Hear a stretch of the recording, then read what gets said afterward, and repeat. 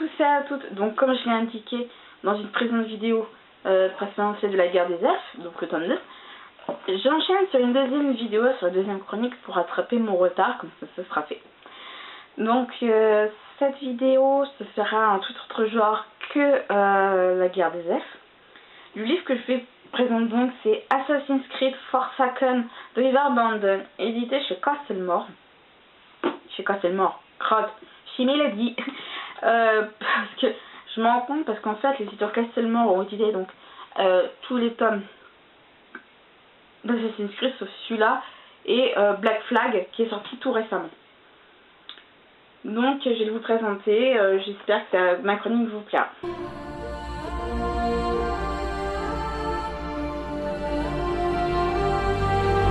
Alors quelle est l'histoire d'Assassin's Creed Forsaken? Alors au début dans l'année 1735, donc à Londres, où Ethan Kenway, un enfant d'une dizaine d'années, voit malgré lui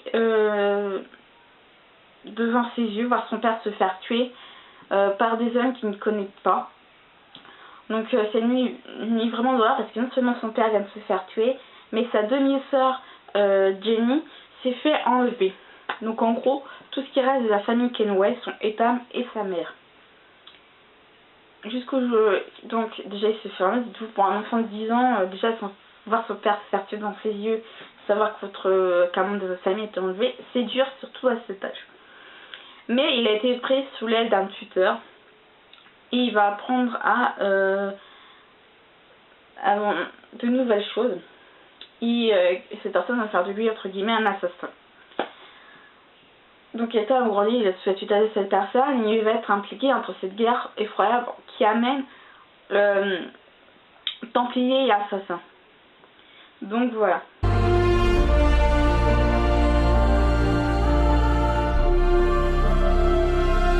Alors mon avis sur ce livre, déjà, faut savoir ce qu'il a écrit. Il est écrit à la première personne sous la forme d'un journal. Donc sur faire un journal intime, mais moi je dirais plus journal. Parce que c'est les mêmes indiqués au début. Donc voilà.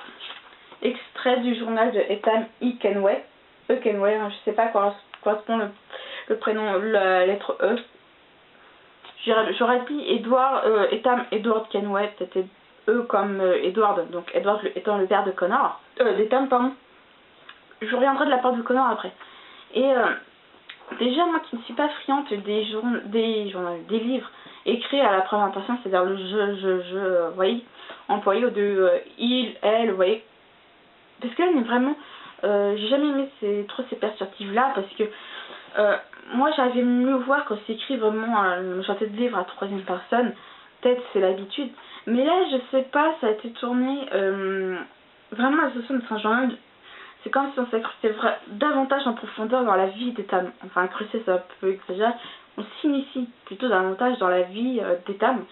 On fait conscience du jeu alors qu'il est enfant et on vit toute sa vie avec les éléments d'Assassin's Creed 3. Parce qu'en fait, à la différence des autres Assassin's Creed, enfin notamment des autres romans, là on vit vraiment, c'est qu'on vit les avant. Ce qui se passe avant vraiment les événements du jeu, parce que on en apprend davantage, j'en ai appris davantage sur Ethan. Je sens que je confondre tout la famille Kenway jusqu'au bout. Donc en fait, pour faire plus gros, Edward est le père d'Ethan et Ethan est le père de Connor, donc je vous en reparlerai plus tard. Donc en gros, Edward est le grand-père de Connor, mais ils se connaîtront jamais avec les événements donc d'Assassin's Creed 3. Et je sais pas pourquoi j'ai appris déjà à plus apprécier Edward, mais à apprécier les livres écrits à la première personne. Parce que là, je sais pas, j'ai l'impression que vraiment l'effet que ce soit sous forme de journal m'a vraiment aidé. Parce que j'ai vraiment l'impression de vivre la chose comme si Ethan le vivait. Et c'est ça qui est vraiment intéressant. Et Ethan, je vais le dire tout de suite, il a monté un petit peu plus dans mon estime.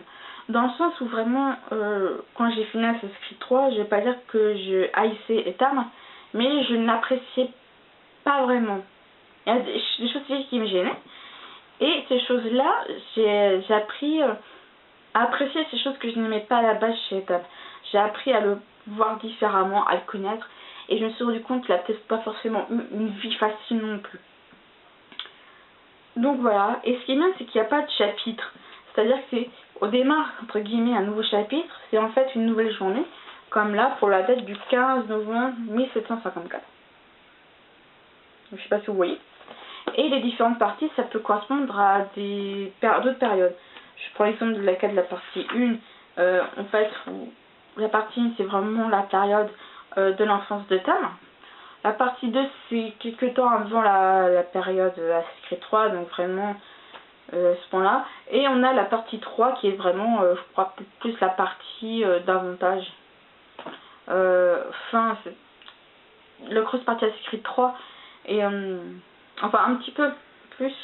La partie 2, c'est quasiment, on va dire, la partie début d'Assassin's Creed 3. Et Assassin's Creed 3, c'est vrai, la partie 3, pardon, c'est plus la partie où vraiment on fait de la connaissance vraiment de Connor, mais adulte. Parce que pour ceux qui n'auraient pas joué au Assassin's Creed 3, on fait connaissance de Connor lorsqu'il est enfant. Là, dans le 3, on fait la connaissance de Connor alors qu'il est adulte. C'est-à-dire qu'il est là. Donc, c'est Connor qui est là et c'est pas Ethan. Et vraiment, ça qui est vraiment intéressant. On voit aussi la différence. Vu que c'est écrit sur un joint, on a vraiment 3 mains qui sont intervenues, peut-être quasiment 4, qui sont intervenues dans ce journal. La première main qui a été écrite, c'est celle d'un enfant, Ethan, enfant, et on essaie de voir, on voit le monde quasiment au travers des yeux d'un enfant. Comment un enfant peut-il essayer de voir comment réagissent ses adultes, notamment du sentiment d'amour. Ça, c'est vraiment intéressant. Lorsque deux personnes qui s'aiment commencent, pourquoi est-ce qu'on le cache? Pourquoi il ne sait pas de le développer? C'est ça qui est vraiment intéressant. On a la deuxième main, celle de Tam, où vraiment il est adulte, mais qui essaie de voir le monde en disant qu'est-ce qui s'est passé si? Comment ça serait passé si? Donc c'est ça qui est vraiment intéressant. La troisième main, c'est vraiment celle d'un état adulte qui vraiment dit je dois aller vers l'avenir et non remonter le passé. C'est ça qui est vraiment, vraiment unique dans ce genre-là, c'est que vraiment on voit l'évolution de la personne au travers de différents regards, c'est-à-dire de différents âges.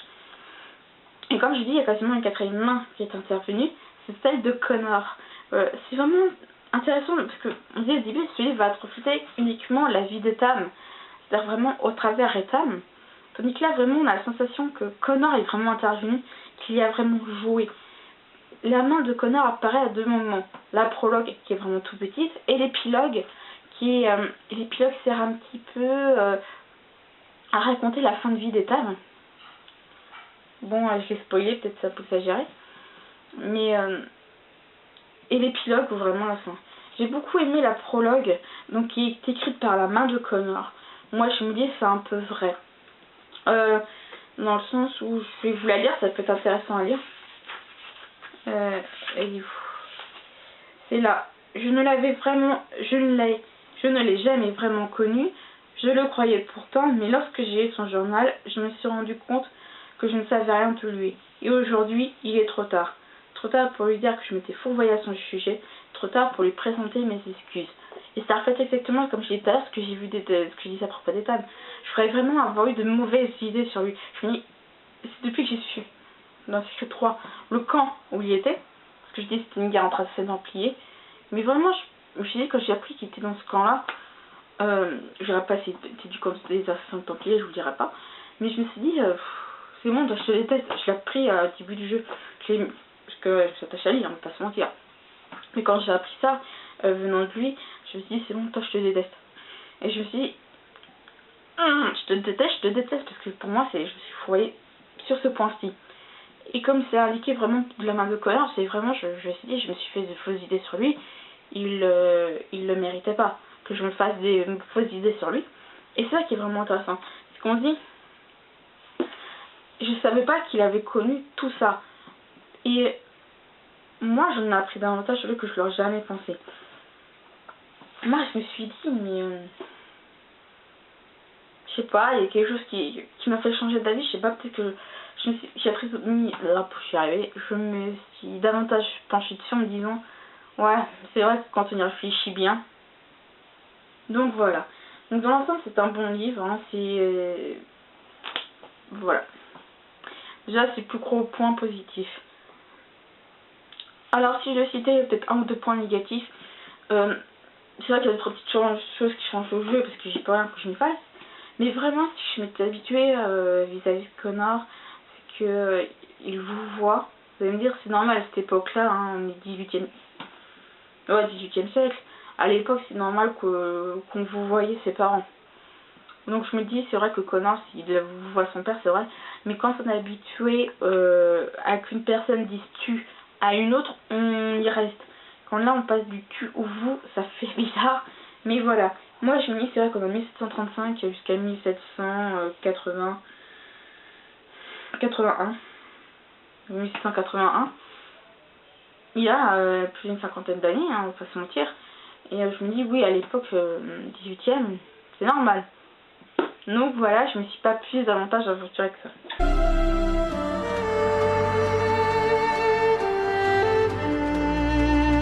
Alors c'est vrai que pour les non-initiés à Assassin's Creed, vous pouvez le lire sans ça, peut-être entre guillemets, avoir lu La croisade secrète, Renaissance, Brotherhood des Révélations, parce que ça peut être très intéressant.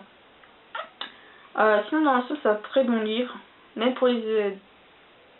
donc je dis, pour les non-initiés à Assassin's Creed, vous pouvez le lire sans avoir forcément lu les autres. Pareil je pense pour les fans d'Assassin's Creed. Donc voilà. C'est un très bon livre que je conseille vraiment. Vous voyez, pas trop épais, écrit bonne paille. Donc j'espère qu'il vous plaira. Je vous dis donc bonne lecture à vous si vous le lisez. Et à bientôt.